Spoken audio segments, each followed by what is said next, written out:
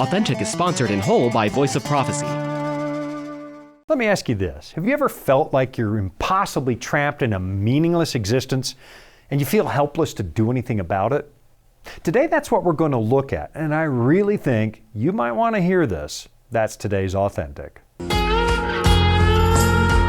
Welcome to Authentic. Shawn Boonstra explores real existential questions about the meaning of your life and how you can live a genuine human existence. Listen every week right here on this station or on your favorite podcatcher. Here's Shawn with this week's episode of Authentic. Depending on your situation, a lifetime here on planet Earth can feel a little bit like a prison sentence. After all, none of us actually asked to be here. This life is involuntary. You had no say when it came to where you'd be born or who your parents would be, and you've really got no choice but to struggle your way to the finish line, where either your body succumbs to the harsh reality of aging, or you're somehow tragically terminated before the insurance actuary tables say it's your time. So what happens to a lot of people, once they recognize and accept their own mortality, they just begin to mark off time, counting down the days to the finish line. Sure, we make note of significant milestones like we're checking off some kind of list. We start school, we leave school, we launch a career, we get married, we have kids, we get old, we retire, we have grandkids, and then eventually we draw our last breath and close our eyes for the last time. And I know I'm sounding kind of defeatist and cynical, but stick with me. I've been in the preacher business long enough to know that what I just described is the daily reality for an awful lot of people. They just spend the bulk of their days counting the minutes till they die. Now, that's not to say that their lives aren't punctuated by some incredible moments of joy, and I'm not suggesting that these people might be depressed or discouraged. Some of them, in fact, seem to be fine with the way life is playing out, and they're happy to put in their time doing the very same things that other people do, which includes hanging it up in the end zone and slipping into your casket. Most of us are just resigned to the reality of life. But then you find these other people who actually get a little angry once they realize how little control most of us actually have. At a very young age, we're told that we can be anything we want to be. We can do anything we want to do. But then the process of actually living in this place can begin to make those affirmations seem like a lie. We discover unfortunate things like opportunity cost, because life is far too short to accomplish everything on your bucket list. Most of us aren't going to become surgeons and lawyers and authors and political leaders and accomplished musicians and whatever else it was that you wanted to be. There are those few rare exceptions to the rule, those very rare people who are actual polymaths. But for the most of us, there's not enough time in one lifespan to do everything. And for some people, that discovery can trigger a little resentment. I'm reminded of a passage from the Bible where it tells us that one short lifetime isn't actually enough to do everything you want to do. Ecclesiastes 1 verse 8 says, "The eye is not satisfied with seeing, nor the ear filled with hearing." That's a statement made by somebody who's contemplating the vanity of life. He's bemoaning the fact that life seems far too short, and then when it's over far too quickly, you'll be powerless to hang on to your own accomplishments. Now, at first reading, the book of Ecclesiastes can feel like a work of dark pessimism. But even the most ironclad Pollyanna has to admit that the author kind of has a point. Anything that you and I attempt to accomplish in this life never seems to last. The shelf life of your accomplishments is painfully short. Just think about the 8 billion people who live on this planet right now. And suddenly, the list of historical people we tend to remember seems pretty small. The vast majority of us live obscure, practically invisible lives. And even if you do happen to become famous, most folks are only remembered for a handful of trivial facts, and then only for a generation or two. Just let's consider the case of Napoleon Bonaparte. How much do you really know about him? Most of you know he was French, he was ill-tempered and short, and you might even remember that he had his hand inside his coat when he posed for an official portrait. You likely know that he invaded Russia and got defeated by the brutal winter, and you probably know he was defeated ultimately at the Battle of Waterloo and then spent the rest of his life in exile. You might even know the name of his wife, Josephine. But then, if you're not a history major, what else do you know? Not much. Napoleon is one of the most infamous names in European history, and I managed to list off everything that most people know in a few seconds. You and I? Well, 200 years after I die, how much do you think people are going to remember about me? Pretty much nothing. I mean, I don't really know much about my great-grandfathers, and that's not even 200 years ago. Now, this is a thought that I've explored with you before, and I probably gave it the broadest treatment when we talked about the 6th century Christian philosopher Boethius, a very popular and successful man who suddenly found himself condemned to die for crimes he didn't commit. They called him a spy, and he discovered that all of his accomplishments suddenly meant nothing. Not when the Grim Reaper is standing outside your prison cell. I mean, let's be honest. He's hardly alone. As a minister, I've had the opportunity to sit with an awful lot of dying people, and I can tell you that in the last 5 minutes of your life, all that stuff that seems so unbelievably important to you right now, you'd give it all up on the spot if it meant you could buy just a little more time. That is, if you're not suffering. And the fact that most of what you do is just going to vanish, that's a reality that makes the practice of marking time between your birth and death all the more fascinating. You really need to ask yourself, is the way that you're living now really going to matter when you realize you're out of time? Are the things you prize at this moment really going to seem valuable when you hit that home stretch? Or will most of your activities just look like tally marks on the wall of a prison cell, mindlessly marking the days before death comes to get you? I know that for me, some of life's milestones have been incredibly valuable because they help me define who I am as a person, like my marriage to Jean or the birth of my children. Those were such big game changers that I can hardly begin to describe how much value they added to my life. Just those two things, or really those three people, have infused my life with a sense of purpose. They give me something to live for. And I'm pretty sure you've got similar things in your life, those things that make it seem like life's pretty good. But then, outside of those few big highlights, a lot of people have this tendency to just lurch from one moment to the next, hoping that whatever comes next will be pretty good. When I was back in high school, the next thing would be graduating and going to college. And when I arrived at the university, it kind of felt like I was just checking a box on the life list. The same thing happened to you. Your first job, check. Your first mortgage and house, check. Turning 30, check. Turning 40, check. 50, check. 60, check. Eventually, if the Lord sees fit and your finances somehow allow it, you get to retire. Another check. Maybe take up a hobby, check. And then you clutch your chest, your heart stops, and you die. And that's the final check mark. Now, I don't know if you do this, but given the inevitability of death, I mean, let's be honest, none of us gets out of here alive. Sometimes I find myself trying to imagine what my final moments are actually going to be like. Will I be in the hospital, surrounded by friends and family, with my wife holding my hand as I slip into the dark? Or will I, God forbid, be somewhere by myself, in a hotel room or a work trip, or flying over the ocean in a plane that doesn't actually make it? As you get older and you start to feel the aches and pains, you begin to wonder, is this one going to heal, or am I going to be stuck with this pain for the rest of my life? When is a symptom going to escort me to a doctor who tells me I'm not going to make it? You know it's going to happen sometime, somehow. Now, to be honest, the thought of dying doesn't actually scare me because of what I've found in the pages of the Bible. But that doesn't mean I don't think about it, especially as the calendar keeps pushing me into the future. I mean, in some ways, it's just a matter of making hash marks on the prison wall, counting down the days. And if you find that kind of depressing, hang in there, because it's not as hopeless as it sounds. So you start counting the seconds right now until the break is over, and then we'll reconvene to think about this just a little bit more. Life can throw a lot at us. Sometimes we don't have all the answers. But that's where the Bible comes in. It's our guide to a more fulfilling life. Here at the Voice of Prophecy, we've created the Discover Bible Guides to be your guide to the Bible. They're designed to be simple, easy to use, and provide answers to many of life's toughest questions. And they're absolutely free. Sign up at BibleStudies.com today and start your journey of discovery.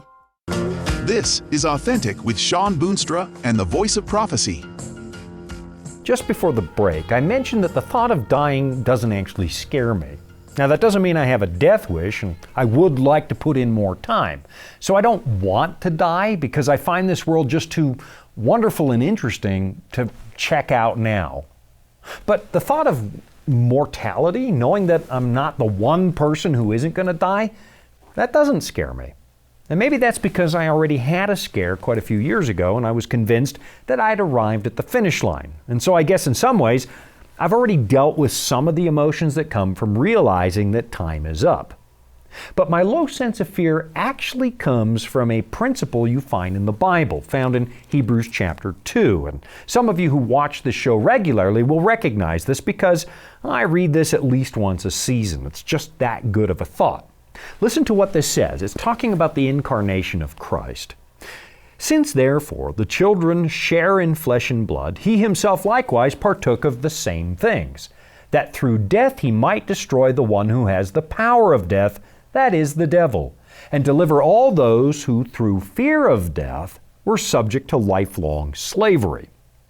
The author seems to agree that a human lifetime can feel a little like a prison. In fact, he goes a step further and calls it slavery.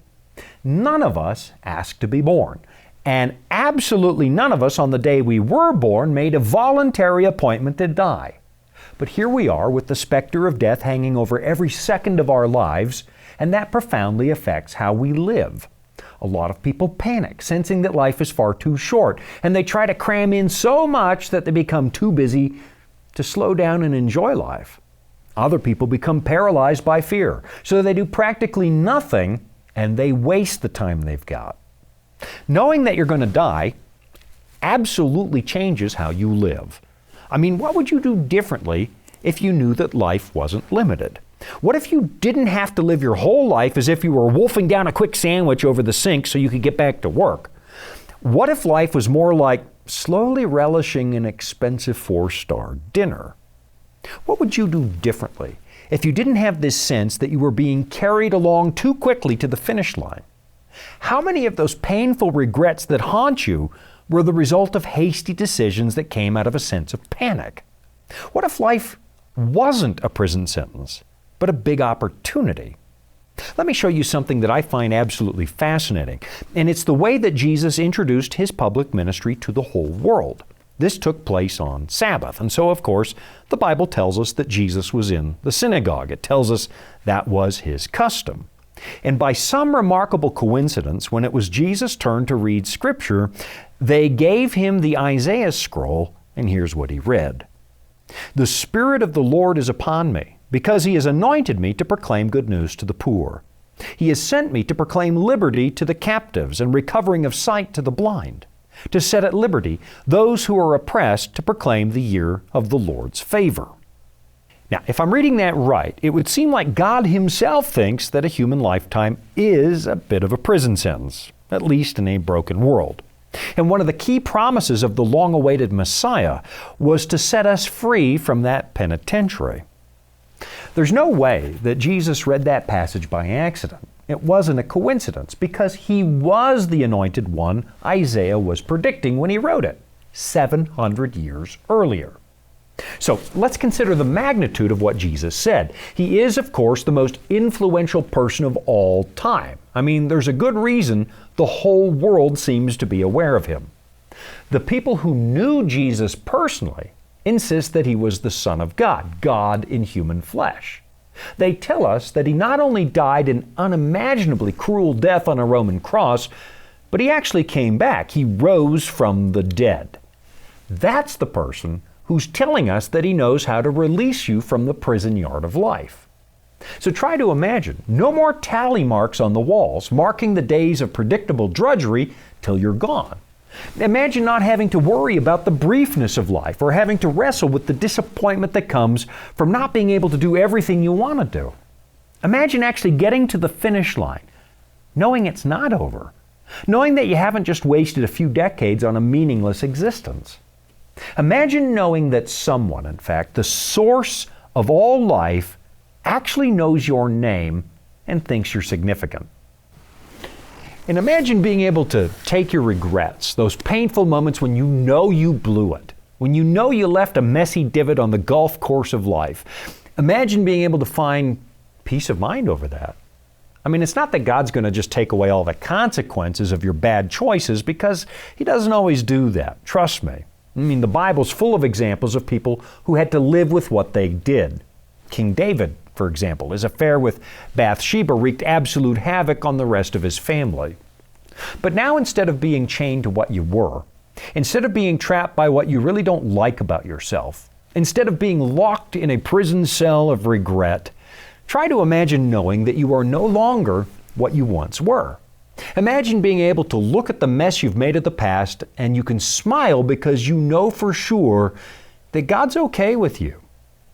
Instead of living for nothing, instead of casting about looking for some kind of purpose, imagine knowing that your life's agenda is actually starting to harmonize with the priorities of God Himself. What if you could wake up every morning and know that you're not going to waste the day? What if every moment, every single breath you take is saturated with purpose or even joy? Just listen to this amazing passage that Paul wrote to the church in Galatia. He says, "I have been crucified with Christ. It is no longer I who live, but Christ who lives in me. And the life I now live in the flesh, I live by faith in the Son of God, who loved me and gave Himself for me." Now, at first glance, that doesn't sound very attractive, because who in the world wants to be crucified? Crucifixion was an incredibly cruel form of punishment, and it was humiliating. It was the worst thing the Romans could do to you. But this is not talking about physical death. It's talking about taking your meaningless existence, the one that's racked with pain and regret, and exchanging it for something far more meaningful. The old you dies, and there's a new, more authentic you. In our natural everyday state, you and I really are prisoners. We're just marking time till we disappear. We live with pain, with remorse, and we're helpless to change it. But then we see this rabbi from Nazareth open the Isaiah scroll, and he tells us it doesn't have to be like this. Why? Because he's one of us now. And now you suddenly have a choice. You live for self, which does nothing but underline the fact that we're prisoners, or you can crucify that hopeless, self-centered person and start to live differently. Nobody who has ever taken a serious look at the biography and teachings of Christ would ever suggest that He wasted His life. I mean, look at the way He changed the whole world. And Paul says that Christ is willing to live that same kind of profoundly meaningful life all over again through you. I'll be right back after this. Here at the Voice of Prophecy, we're committed to creating top-quality programming for the whole family, like our audio adventure series, Discovery Mountain. Discovery Mountain is a Bible-based program for kids of all ages. Your whole family will enjoy the faith-building stories from this small mountain summer camp and town. With 24 seasonal episodes every year and fresh content every week, there's always a new adventure just on the horizon. Check it out today at discoverymountain.com. This is Authentic with Shawn Boonstra and the Voice of Prophecy. You know, when you read John's Gospel, there's this almost painful sense of urgency in the background of the story. The entire narrative kind of feels like you're being carried along uncontrollably toward that moment when Christ gets murdered. The language is saturated with foreshadowing, giving you constant reminders that Jesus has this unavoidable appointment with death. I'll give you just one example from one of my favorite stories in John chapter 4, where Jesus meets that woman at the well. Here's what it says. "So He came to a town of Samaria called Sychar, near the field that Jacob had given to his son Joseph. Jacob's well was there, so Jesus, wearied as He was from His journey, was sitting beside the well. It was about the 6th hour. A woman from Samaria came to draw water. Jesus said to her, 'Give me a drink.' The 6th hour of the day, back in biblical times, was noon. And honestly, most people didn't draw their water that time of day because it was so hot out. and it was a lot more pleasant first thing in the morning. But in this story, we're talking about a woman who lived with an awful lot of shame. She'd been married 5 times, and now she's shacked up with some guy who's not her husband. Chances are, she's the talk of the town, the victim of gossip. And so the odds are pretty good that she's visiting this well in the heat of the day to avoid making personal contact. It's just too painful. I think it's a relatively safe assumption because John goes out of his way to give us all those details about her life. But then I want you to notice what Jesus says when he meets her at the 6th hour, right at noon. He tells her he's thirsty. And those of you who have read the rest of John's Gospel know that Jesus says the same thing when he's hanging on a cross. He says, "I thirst." And when did Pilate deliver him to be crucified? John 19 tells us it was the 6th hour, the same moment that Jesus made that statement at the well. Now, that's the kind of foreshadowing you find all the way through the Gospel of John. There's this dark sense that the cross is unavoidable, that it has to happen. And the sand in Jesus' hourglass is running out very fast. And there's something kind of familiar about the pace of the story. It reminds me of that dark sense that you and I have, that life is carrying us along far too quickly, taking us to our doom. And we can suddenly see that Jesus really does identify with how we feel, what it means to live here. He also lived under the shadow of death, feeling that same relentless march to the end, the one that compromises our ability to live the way we wish we could. When the Bible says that Jesus lived a real human life, when it says he became sin for us, it also means he experienced that same dark sense of doom that we tend to feel when we suddenly realize that we're not just in prison, but on death row, and we've run out of appeals. I mean, how else do you explain the cry from the cross, my God, why have you forsaken me?" Jesus was feeling what you feel. And in that moment, we can see that God has not only noticed our problem, he's also felt it. And he knows that this is not the way he created us. He did not design this planet as a prison cell. So watch the Son of God as he joins us right here in our miserable existence, as he experiences what it means to mark those painful moments that carry you forward to that disappointing end.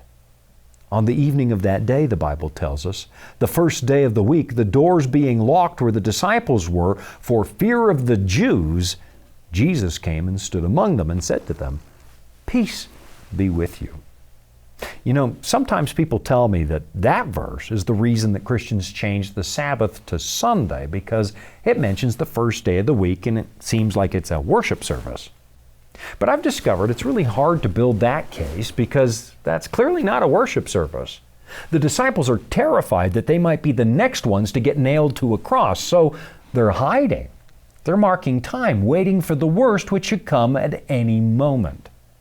And then Jesus, who experienced that same angst we tend to feel, only worse, suddenly appears and tells them, "There's nothing to worry about.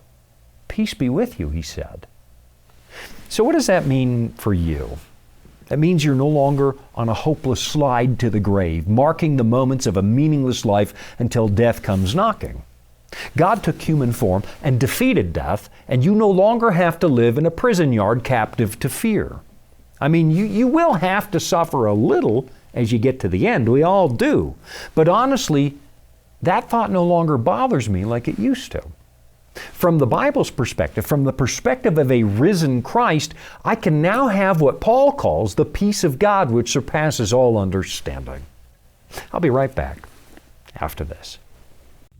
Retirement planning can be a stressful process, but it doesn't have to be.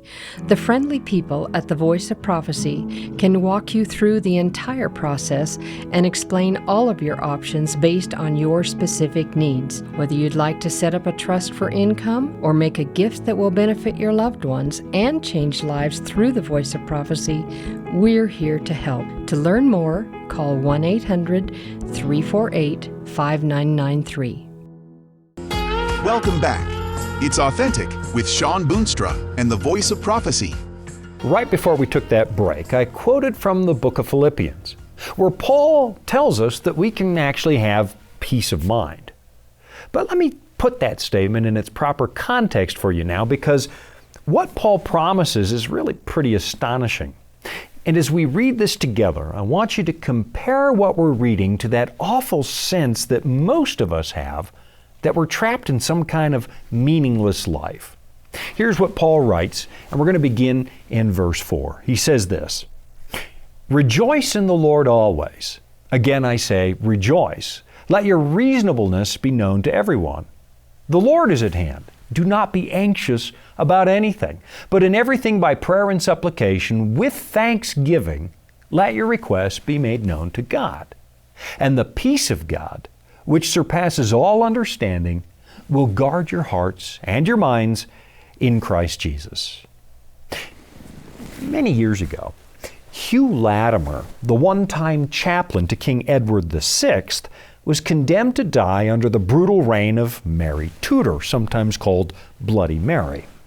And as he was waiting to be executed, it got really cold one night in his jail cell. Imagine, it's made out of stone, it's damp, he's freezing. So he asked the jailer, "Hey, can I have a fire to warm myself at?" The jailer got irritated. "No fire for the heretics." "Oh, but you don't understand," Latimer told the jailer. "If you don't let me build a fire, I'm going to die of exposure. And if I die of exposure, you're going to lose the chance to burn me at the stake." Now, that's funny. And it makes me wonder, how can somebody make a joke like that under such horrible circumstances? Would you be joking if you know they're going to burn you at the stake? How does he do that? It doesn't seem right. Unless Latimer had already been set free from the prison of life by someone who has suffered more than any of us has. When they finally burned Latimer at the stake, he turned to his friend Nicholas Ridley, who'd also been condemned for so-called heresy. He was tied to the next stake, and Latimer shouted these words. They're famous. "Be of good cheer, Master Ridley, and play the man. We shall this day, by God's grace, light up such a candle in England as I trust will never be put out." And wouldn't you know it? That's exactly what happened. Their deaths sparked a revival across the land. So try to imagine having that kind of peace of mind, that kind of presence. Imagine knowing that your life is meaningful, that you're living for something bigger than you, living for someone who will not let your lifetime, your existence just mean nothing. I don't know about you, but that thought helps me realize I'm going to make it through whatever life throws in my direction. Yeah, life is brutal, and reading the Bible will assure you that everybody suffers. But whoever loses his life for my sake, Jesus promised, will find it. Thanks for joining me today. I'm Shawn Boonstra, and this has been Authentic. You've been listening to Authentic, sponsored by Voice of Prophecy. Remember, you can listen every week right here at the same time. And thank you. Authentic is funded by listeners just like you. You can support at voiceofprophecy.com. That's also where you can find all the episodes you missed, or where you can listen again. That's voiceofprophecy.com.